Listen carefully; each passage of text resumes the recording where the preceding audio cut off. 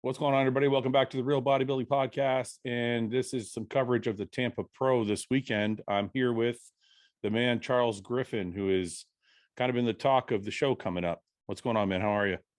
I'm good. How are you, my man? Good. I know you're a couple days out. How you feeling? You worn down, burnt out, excited? I'm excited. I was having that worn out, tired feeling, but now it's that excitement's kicking in. Still a bit tired, but more excited than anything. Yeah. How long have you been working with Matt Jansen now? I've been working with Matt Jansen since 2018. I've only had two coaches my whole career, and my first coach taught me a lot, and we kept just missing the mark. Like I looked good a day or two before the show. I look real good. And once the show hits, we'll just start missing we'll just miss the mark, man, every time. So it's like I had to make, like, I need to strike the iron now. And me and Matt's been together for 2 years now. Since 2018, we've been together. Yeah. So I noticed you a couple of years ago, a ton of muscle, you're cracking top fives. And then I haven't seen you in a little while. Was it mostly because of COVID last year? 2019. So I was deciding that I needed to take a break. I was going to take a little long break after I competed in 2019, just because when I get up to like 280 some pounds, it doesn't work with my body, my knees and everything like that. I can't train legs like I need to. So I was going to have to do more of a slow game to where if I'm 285 and I can't move and I can't train legs like I need to, there's no need for me to get that heavy. So my plan was to have a slow, not get up to 280, keep it around 265, 270. And my knees are good there. And I could train like I need to. I could train like that. So that season, 2019 season, I got up to 285 and I just couldn't train quads like I needed to. And it's stage, you know what I mean? It showed on the stage. So I was going to take that break to, do a slow gain and really work on my quads and really do what I was supposed to do. And then 2020 hit, the COVID hit, and I fell off a little bit, you know what I mean? Dealing with different stressors in my life, different relationships in my life that I had to let go. And, I got kind of down on myself because I wasn't really working on my physique like I was supposed to. Yeah. But, my favorite thing is if you change the way you look at things, the things you look at change. Because I didn't work on my physique like I really wanted to, but taking that break, not eating all the food, not training that crazy heavy, all this and all that, it did good for my body because it did good for my midsection. It did good for my body because once I introduced everything back into my system, it just, boom, it took on everything. My body's fresh, my body's refined, my body's rested. Everything's just cranking all at once, cranking like it's supposed to. So that 2020 break did my body well. It did my body real. How long have you been training? How old are you? I'm 38. Okay. So you've been training like a couple, 20 years, couple decades? Yeah, a couple decades. But, I was a partier. I was a partier, this and that. So I wouldn't even say I was training like that. I trained during the wintertime. And then I trained during the wintertime, and summertime come and I stop training. I go party and go drinking games, man. I lose all my game. And then wintertime come again, I had to start training again. I had to get it all back. So I would say I really started really training a full years on. 2014 is when I started really training like my full year all the way through. Started training was that full year all the way through. Yeah. So you mentioned your legs and your midsection. Is that what the judges have kind of told you need to work on, or is that something you just kind of figured yourself? That's kind of what the judges told me to work on, and that's what I figured for myself is what I need to do. You know what I mean? But like I said, when I got up to 285 pounds, it was great. I liked it. I was just a beast. I like that shit. I like looking big like. But me get another in the hack squat with 3 plates on each side, 4 plates on each side, that shit hurts my knees, or I could barely do that. You know what I mean? So with me staying lighter weight, I was able to have 9, 10 plates on each side on the hack squat and train quads like I want to. And my quads have came up, and even next year with me finding out this new stuff that I found out about how my body is, even next year, they're going to come up even more, and it's going to be even more dangerous next year. So it's kind of a blessing in disguise that 2020 happened for me, gave my body a break, and I was able to start prep. You know, I usually start prep at 285, 280, somewhere around there. This time I started prep at a lower weight, and I was growing into the show. For like 5 or 6 weeks there, Matt was changing my diet, this and that, and my weight wasn't changing, but my body was just changing. Body comp changed. So for a while there, I only had lost like 2 pounds of body weight, but my body started looking different. You know what I mean? So it was 2020 was a blessing in disguise for me. It's interesting that you mentioned that your knees felt better at a lighter weight. I mean, it kind of makes sense. Obviously, you're not putting as much pressure, but most guys don't realize that. Like, most guys want to be, you know, if they're 285 this year, they want to be 295 next year, or 305 the year after that. So then they come down and weigh still a pound or two away from when they was, you know what I mean? So it's like you get that heavier and you're only like 3 pounds away from where you was at last time. So yeah. So who did was Matt the one who kind of told you to try the lighter approach? Or was it Matt wanted me to really try to, you know, Matt was like trying to have me really put the weight on. He's like, we got to put some weight on, buddy, in order to grow this and that. And with me taking that 2020 off, I just like took it upon myself to be like, you know what? I know what I need to do for my body, and I know what I need to do for my knees. And I know that this is going to be the best approach for me. And I took it upon myself to do it that way. You know what I mean? So when you're working with Matt, is that something you guys can discuss? Like, can you say to him, hey, I feel better at this weight. Let's try and do it this way. And then you guys kind of work it out together? Yeah, 100%. Yeah. So once I started the way I was feeling, I reached out to Matt and told him, and he says, let's run with it, buddy. You know what I mean? So Matt, I can come up with, if I feel something's different, like if I want to do something different, this and that, me and Matt will sit down and talk, and, you know, if my way's better, or if his way's better, you know, whichever way. So yeah, we got that open line of communication open for sure. Yeah. So how did this recent prep has gone well? So you said you put on some weight at the beginning. I've been seeing your updates. I kind of want to show everybody real quick who doesn't follow you, just in case they don't follow you. For those of you who don't follow, it's Charles Griffin _ IFBB Pro if you're listening on audio. The most recent updates you've been posting, man, are pretty crazy. I'm going to go to your tagged photos. These are crazy. Is this the best you think you've ever looked? Best I ever looked. You know, it's the best I ever looked, guaranteed. You know, and I like I said, I always trained heavy, Fouad. I always trained heavy. I always did that heavy stuff. But my guy Nate Spears that posted something about people in prep lifting for a pump, and they start to lose some of that dense and start to lose some of that muscle. And I never lifted for a pump. I never lifted for a pump, but I might have lightened the weight up a little bit just to be safe. But this time around, I said, fuck it. You know what I mean? I'm about to go kamikaze. I'm gonna keep the 5 plate RDLs. I'm gonna keep the 10 plates on each side on the high squat up until the bare end. And I really felt that's done something to my physique as well. You know, I kept dense, nasty muscle and everything like that. So, and like I said, I take pride in form and controlling the weight. I'm not just throwing the weight around in the gym, as you can see on my videos. Like my execution on every exercise is damn near perfect.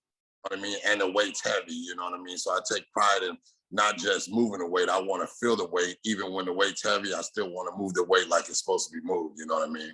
Yeah, it's funny. People talk about how, you know, the amount of weight you're lifting doesn't matter, but I noticed the same thing you just said when I was prepping, is when I could keep the weight heavier, I always looked thicker and denser on stage. Yeah, man. Yeah. I wish I not a long time ago, because this is my first time really doing it, and it's like, and I'm loving what it's doing to my physique. I'm really loving what it's done to my physique for sure.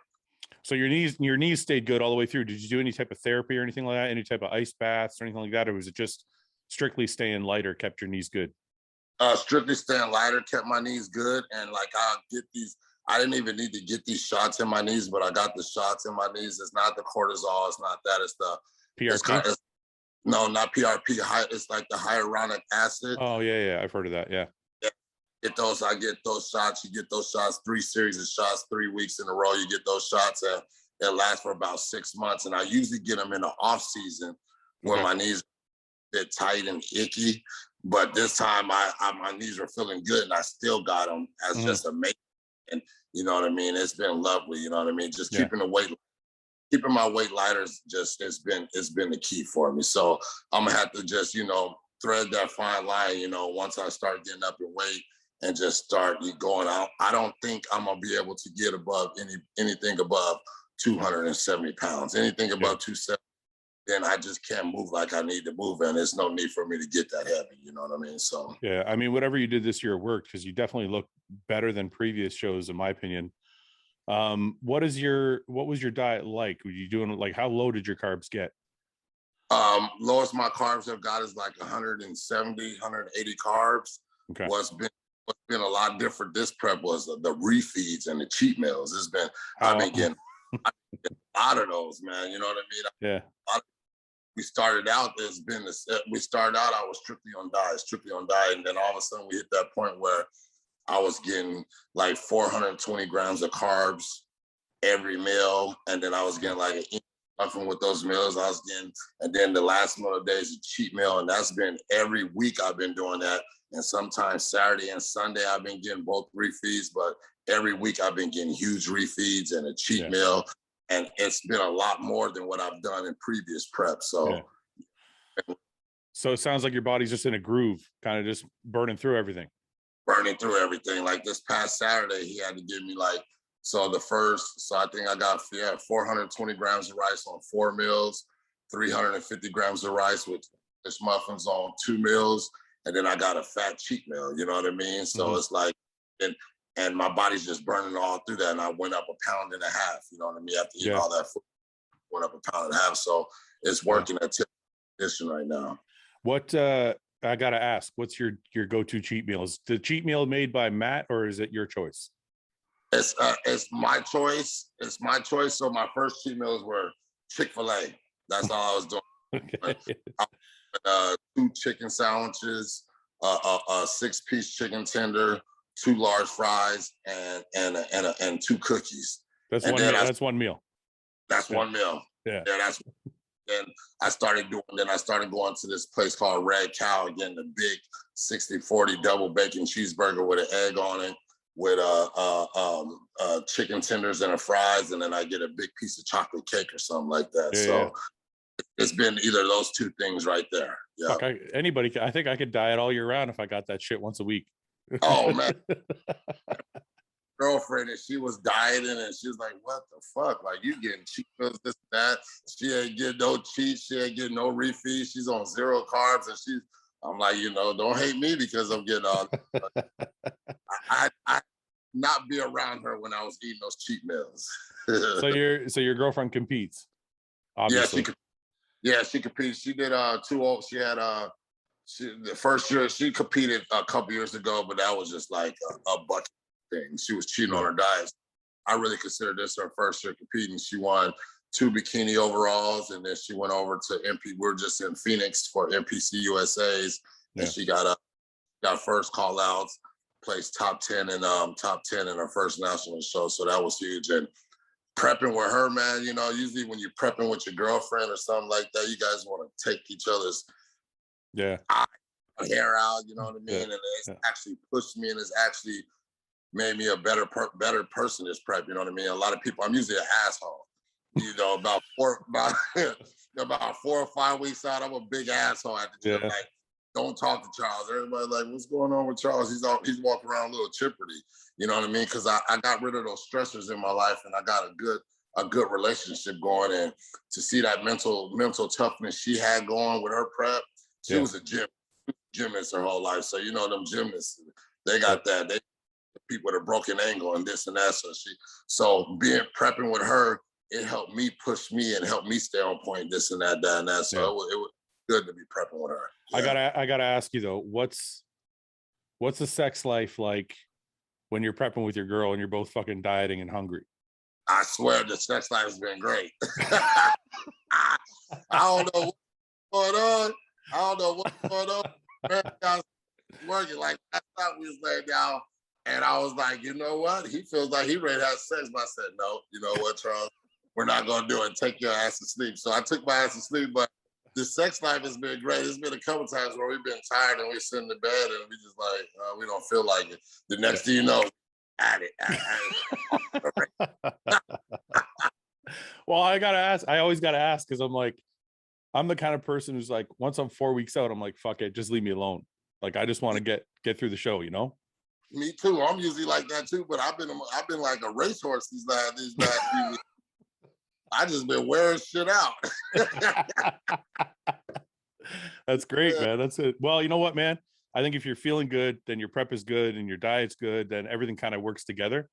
Yeah. So, I mean, that's good to hear. So listen, the show is in 2 days, and a lot of people, the placings, people have certain people in certain placings and all that, but you seem to be kind of an unknown because you've been gone for a while. Yeah, man. Go ahead. Well, I was just going to say, like, this is the thing. People have Ian as a favorite, or, whoever their favorite guy is their favorite.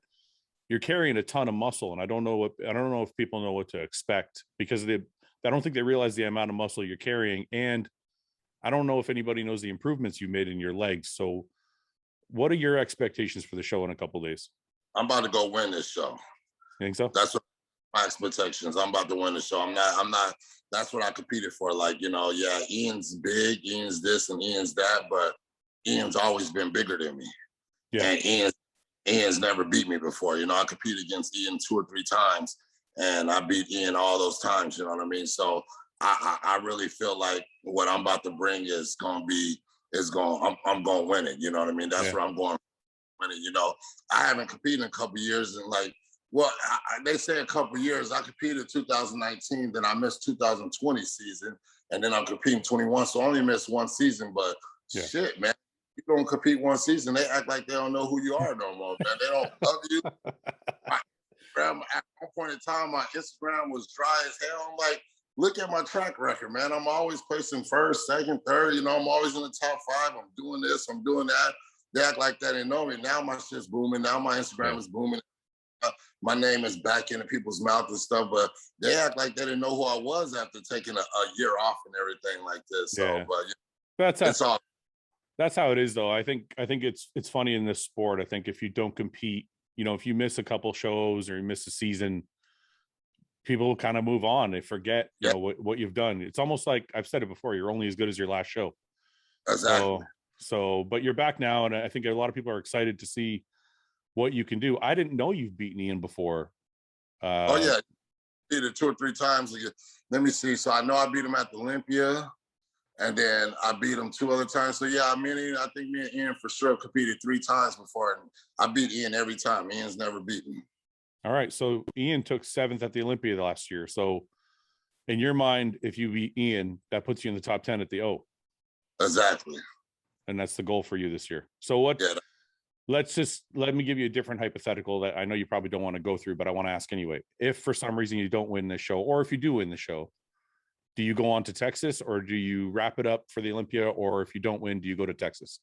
So I win the show. I'm getting ready for the Olympia, and if I win this show, then I'm in Texas next week. Okay. Yep. All right, man. Listen, I don't want to keep you too long because I know a couple days out how things are, but I want to ask you after the show, what is the go-to meal? You know what? Oh man, I pancakes, man. I'm gonna go somewhere where they got a little bit of everything. I want some pancakes, and I brought me a cookie dealer. I brought me a cookie with me out here for my cookie dealer and everything. I'm about to smash that, but I don't know, man. I've been having so many cheats this damn prep. You know what I mean? Yeah. I don't even have to wait to that tomorrow on Saturday night and up with what I want to eat with. You know what I mean? Hey, I don't know. A couple quick questions. When did you start carb loading, and how heavy are you carb loading? Because I'm assuming, because if you've been kind of eating and free feeding all along, you're probably not carb loading like super crazy. No, so like I said, my carbs has been steady, like at 170. I think like 160, 170 is what my carbs have been at. And yesterday that was that. And today he just raised him up just a little bit. So like this, my oats were at 60 grams the other days. Now he just raised them up to 80. For my first meal, my second meal, my carbs were at 150 grams of carbs. And he just raised it up 200 grams of carbs. So we're just doing it very moderate today. We'll probably start hitting it. We really start hitting it tomorrow. You know what I mean? Yeah. So it's just a little moderate day. You know, I'm still flat. Like in those pictures that I'm posting and everything like that, that's eating 160, 170 grams of carbs. You know what I mean? That's me being there. A lot of people don't know that's like, oh, he looks round, this and that, but that's me being flat right there. So I'm excited. Like yesterday when we did some posing, I was like, holy shit. I got excited. And I got off the plane, off a flight yesterday. I was only 3 meals in, and then me and Matt was like, holy shit. We're just excited. You know what I mean? It's very, very exciting. Okay, last question. Water. Do you guys cut water, or you guys keep them in all the way to the show? Like, how does Matt do it for you? So right now I've been at 60. I've been at like 2 gallons of water. Yeah. So then that's 6 liters, and then today I'm at 4 liters. So I'm at 1 gallon a day. So with each meal, he wants 8 ounces of water with each meal, and then the rest of the water he just wants me to be sipping throughout the day and everything like that. Okay. So you're not going to cut tomorrow at all. You're probably going to sip all the way through to the show. Yeah, I sip all the way through the show, but that's on like tomorrow. Usually on Fridays, like I only drink water after the meal. So I eat that like 4 to 6 ounces of water. I drink that 4 to 6 ounces of water after the meal. And then that's the only water I drink until my next meal. Then I eat that meal and then I drink another bit of water. Got it. All right. Listen, Charles, I don't want to keep you, man. I know how things are, but I appreciate you making a little bit of time for me. And look, I think everybody's really excited for the weekend. I think it's a big show, and a lot of people are looking forward to seeing what you bring. So I'm definitely excited to see what you look like on Saturday, man. I appreciate it. It's gonna be great. I heard you say my guy Aaron, he always watches your thing, and he's like, "Fouad, I got you in the top 3." He's like, "Charles, you got Charles in the top 3, this and that." You've been having my name in your mouth quite often on your. I appreciate that, brother. It's on, man. I'm not going to point on Saturday. It's on. All right, man. Well, listen. Good luck on the weekend, and maybe when you're in the off season, you're feeling better, we'll bring you back on for a little longer podcast. Yeah, let's do that. I got some jokes, man. People want to hear. People want to hear this humor I got, man. I'm crazy as shit, just like y'all, man. So yeah, let's get me back on here, my man. All right, we'll do it for sure. All right, brother. Okay, Thank you. Yeah. Take it easy, man. Thanks for watching. Please subscribe, share with your friends, and like the video. And if you get a chance, check out the description for all the different links to all the different places you can find Hostile and myself. And lastly, check out hostile.com for our new line of supplements and all of our apparel and gear. Thanks again for watching.